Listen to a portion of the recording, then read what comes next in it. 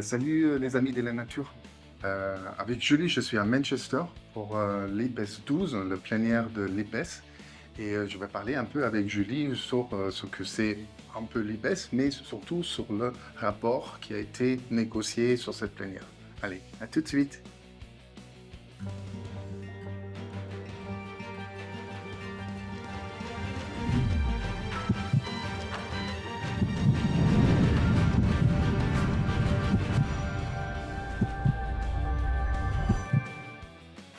Oui, salut Julie. Bon, on a été là une semaine à Manchester. Mhm. On n'a pas vu beaucoup de soleil, mais Pas mal de pluie. pas mal de pluie. Et aussi, on a été quand même bien dans une grande halle, parce Mhm. que c'était ancien gare, Ouais. le truc de conférence. Alors, qu'est-ce qu'on a fait ici? Alors, ce qu'on a fait, c'est que donc on devait négocier et finaliser donc le résumé pour les décideurs d'une évaluation, la dernière évaluation en date de l'IBES, donc qui traite vraiment des liens entre entreprise et biodiversité. Et c'était une évaluation méthodologique qui traitait surtout en fait des méthodes d'évaluation des impacts et des dépendances des entreprises en fait, où elles en sont à ce stade et qu'est-ce qui peut être fait pour essayer de renforcer, d'améliorer les pratiques du secteur privé sur la biodiversité. Et ta rôle, c'était quoi ici? Alors, mon rôle, donc moi j'étais négociatrice pour la France. Donc en fait, chaque pays qui est partie de l'IPBES vient en plénière, vient en délégation en fait, et est là pour vraiment négocier ce résumé, pour s'assurer vraiment que, en tout cas pour nous, que les messages clés qui sont dans l'évaluation soient vraiment aussi reflétés dans ce résumé. Parce que nous, ensuite, on va prendre ce résumé, on va essayer de le porter au maximum dans nos ministères et aussi bien sûr au maximum dans les sphères politiques en fait, pour que les messages puissent vraiment être intégrés, quoi.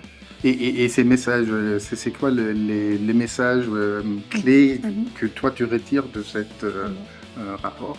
Alors plusieurs, et vraiment un point quand même, je trouve que la dernière version en fait, de ce résumé est même un peu plus claire que la dernière, donc ça c'est quand même un succès.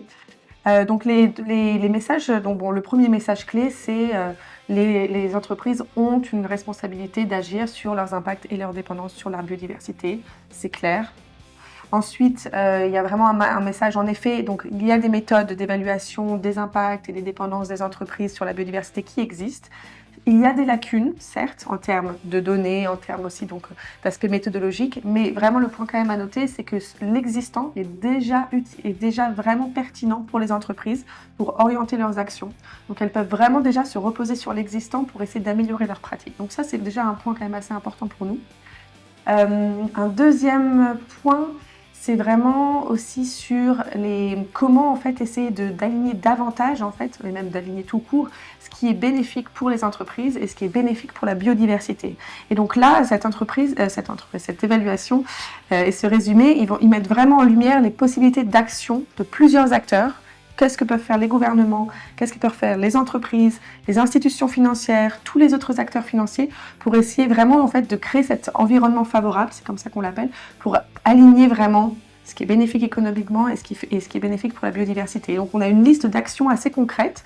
Enfin bien sûr, il va falloir ensuite nous se les approprier nationalement, mais on a quand même cette liste d'actions concrètes qui est vraiment utile pour nous et qu'on va vraiment essayer de pousser dans nos ministères pour rendre ça concret dans des politiques publiques en fait.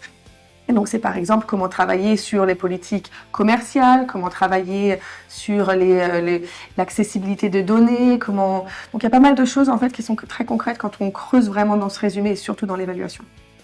Parce que vous souvenez que Julie et Colline, qui étaient avec nous la dernière fois, on a parlé sur toute autre évaluation, le changement transformateur et le Nexus.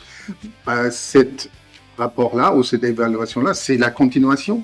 Ça veut dire que ça apporte des solutions, des mesures, des possibilités pour des entreprises à agir, mais aussi au gouvernement de mettre une cadre qui laisse les entreprises établir et faire cet changement transformateur. Oui, exactement. Et nous, en fait, on le voit vraiment, le point positif, c'est comment on va lier cette évaluation avec ce qu'on fait pour le cadre mondial biodiversité de Kunming-Montréal.